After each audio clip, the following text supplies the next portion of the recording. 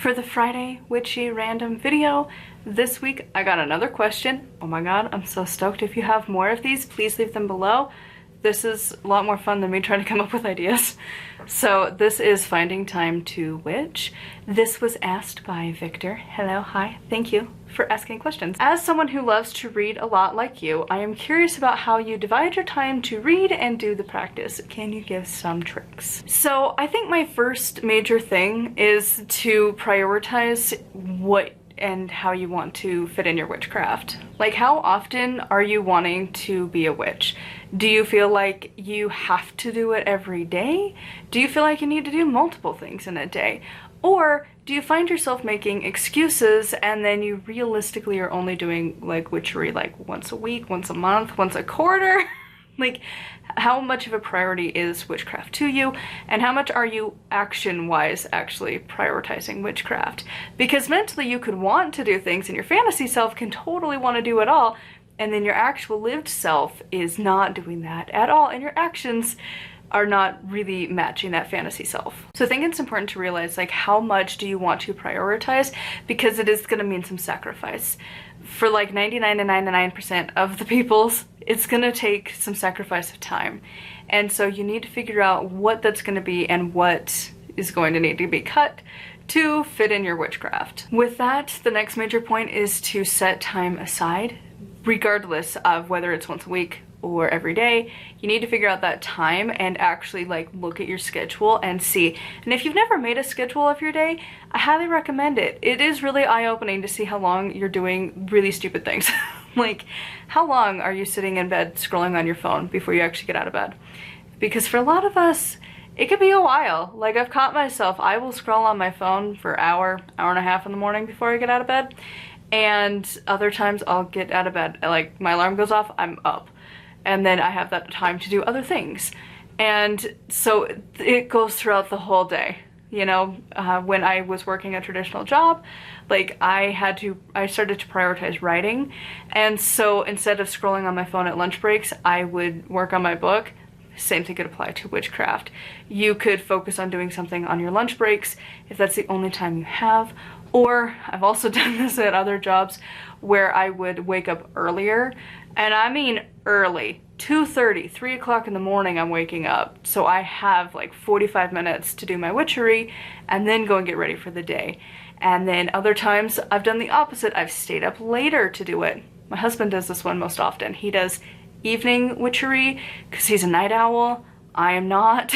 I want to be asleep at like 7 o'clock at night and at least be winding down for the day at 7. Like, genuinely, I like to start my bedtime routine at 7. Like 6:30 to 7 is my prime time. I don't care if it's summer.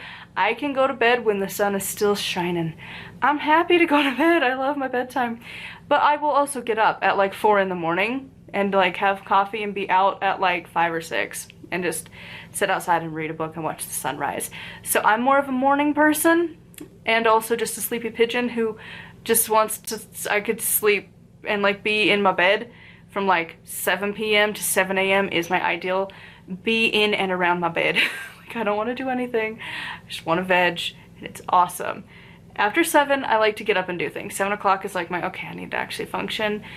And like at 7 o'clock p.m. I'm like, I'm done. I'm over it. So you gotta find a time that's gonna work for you and your own natural rhythms. The next thing is, while you are reading a lot, I think it's important to prioritize what you're actually studying and practicing and doing. For instance, while I read a gajillion books, like in the past couple days, I have literally read like 5 books. And I have more going because I'm listening to some audiobooks too, but like I only practice and like study out of like 1 to 2 at a time, if that. For the most part, I usually am just doing my own thing, writing my own rituals and doing my own stuff. But if you're wanting to study, only pick like 1 or 2 to go through, because they're gonna take time and effort to go through any book. Doesn't say don't read, by the way. Just to actually be practicing, pick 1 or 2 that you're gonna work through, and then you can continue reading on. I have so many backlogged books that I wanna work through that I'll get to eventually, but I read a lot faster. Mostly because like this is kind of my job, so this is the place I make monies. Tiny bit, but still.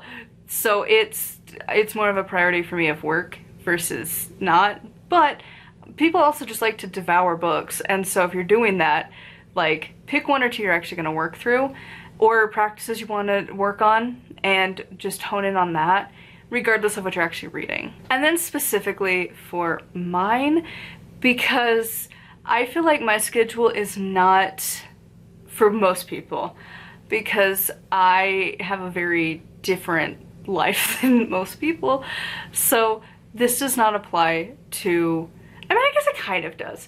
I don't know, how I personally fit in my witchery, it goes as following. So first of all, I do a witching weekly ritual. So that is when I'll pull some cards, I will do work with my spirit animal, I will do work with my goddess, I'll celebrate the moon, I'll do a Sabbath celebration, something once a week. If I try and do more, I just won't do it. And then I get overwhelmed, and then I'm like, I'm not gonna do it. Like, I can't do daily card pulls at all. It's not my thing. Weekly, that works. Monthly, that's too far. So I found a weekly check-in works pretty well. I do have to have a specific day of the week that I have set to do that, because otherwise I just won't do it. So you have to pick a day. For me, I picked my day of the week that I know I will actually do it, and I stick with it. And then from there, it just, you know, I don't do a lot else. Like, I'll do more, I guess, instant magic as like a daily thing. Like, I'm really into kitchen witchery, so like I will do a quick charge to like my coffee or to my oatmeal or whatever. And I don't even do it at every meal either. Like, again, coffee, sometimes I'm like, please, please, gods of coffee, awaken me. Because like with my neck issues I've got going on and shoulders, and just that whole like throat chakra to heart chakra issue, because it sucks when your hands go numb. Yeah, oh my god, stay fit, y'all. I let myself go for a couple years, and oh my god, the uphill battle to get your health back sucks. If you're young, dude, I'm gonna be that old person. I'm not even that old, but I feel like an old person. Exercise, stretch, build muscles. I mean, you don't need to be a bodybuilder, but like, keep your muscles and joints and crap flexy and just not wanting you to die. Have good posture. Because yeah, I have to fit that in. And in some ways, that kind of stuff I count into my witchery, because for me, like, I will do walking as part of like connecting with air and fire. Air, obviously, you're breathing, it takes some effort, but also it's great for your brain, which connects to air. It could also be for fire, for the oomph of actually doing it. But a lot of times I will focus more of like a cardio workout for connecting with fire, or I will do like yoga to connect with either earth or actually, you know what? I usually do it with earth, if we're being honest. If I do like a strength training or like a yoga, which also feels like strength training, that usually falls into the earth category. And then I will do dream recall work as my thing with water. And so those, like, I always connect it into the practice, but it's stuff I would be doing anyways, as much as I don't like to. I really, really, really hate working out, but I hate more where your neck is seizing and you have to take a muscle relaxer, and trying to wake up from those is like trying to wake the dead. It's awful. You're like melted cheese for the next half day. Like, and it's not even a strong pill, but oh my god, I don't take them very often for that reason, but sometimes, oh my god, it's like you're gonna die. Like, your hands are going just numb or shooting pain, or it like feels like it's just like trying to go offline, like it just gets these cold shoots down it. Oh my god, dude. Focus on your neck and your shoulders and shit. Oh my god. Stay on top of it. Like, if I do my Jane Fonda workouts every day, I'm okay. But if I slack off for like more than 3 days, oh my god, it gets bad. It gets real bad. So I kind of make that part of my like witchery as like a, I don't know, witchcraft gives me the motivation to actually do it. Plus, you would think the not having hands going numb and pain and just awful would be good, and like to not have to have like a neck surgery or something. No. If I connect it to the elements though, then I'm fine. So I don't know, I find the little things like that to fit in witchery just in general. Like, again, those are my main things actually that I do, is like I'll do some kitchen witchery, I will do my dream recall, and then I might do some journaling or something, but like my workouts count towards my witchcraft. And it's not like I'm doing much with it. It's just like a quick acknowledgement of like, as you're walking, it's like, okay, breathing, air, yeah. Or, wow, cardio, I'm out of shape, connecting to fire. Or even when I'm writing, sometimes it'll be like air and fire coming together. And so, you know, I try and connect it back. That's like my base in witchcraft. It's actually something me and my husband talked about recently, of like, I tie every part of my practice back into the elements. That is my core. As much as I love working with the Morrigan, as much as I love exploring other things, at the end of the day, I come back to the elements because you know what? They're there. They're there. Doesn't matter. There's no way you can be like, ah, but do you really believe in that? It's like, I literally see fire. It exists. It is freaking awesome. Or water. Like I have water. It exists and it does things. I constantly, I'm coming back to them. Every single thing can get categorized into them. It's the foundation of my practice. So the more I can connect it back into that, like my husband's well, not the opposite, but just different. He does more just energy work, and I kind of made fun of him. I'm like, so like, this is the greatest example. I am more like Avatar, where you have the 4 elements and then you're kind of the 5th one bringing it all together, right?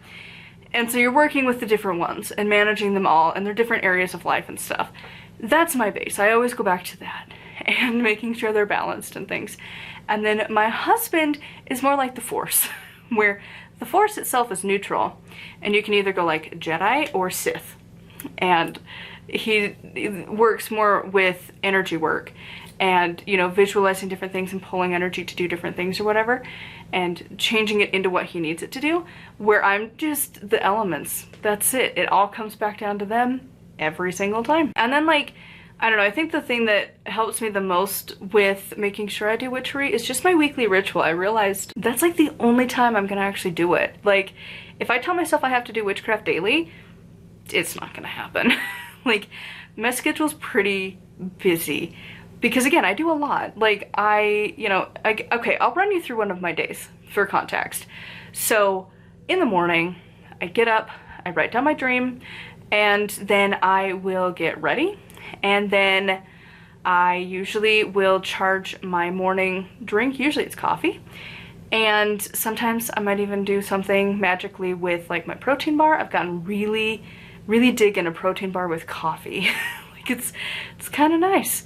But then I'll get hubby to work, and then I spend the first half of the day, usually I try and spend that time on writing, because I am still doing that. I'm so close.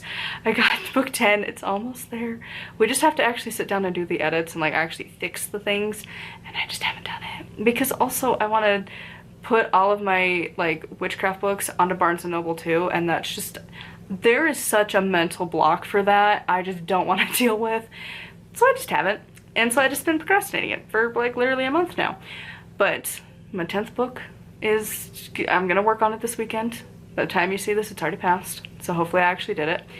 And then I'm working on my next book. So usually I spend the first half of the day writing.